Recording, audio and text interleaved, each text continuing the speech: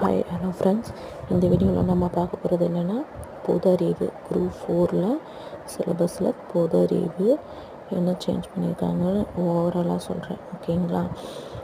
இதை லெசன்ஸ் அதிகமாக இருந்ததை இப்போ சுருக்கி கொடுத்துருக்காங்க. அதாவது முதல்ல நிறையா லெசன்ஸ் இருந்துச்சு, இப்போ 6 லெசனில் அடக்கிட்டாங்க. ஓகேங்களா? இப்போது சயின்ஸுக்கு 5 மார்க்கும் 5 கொஸ்டின்ஸு, புவியியலில் 5 கொஸ்டின்ஸு, அழகு 3 இந்தியாவின் வரலாற்றில் அதிலெல்லாம் 10 கொஸ்டின்ஸு கேட்பாங்களாம்மா.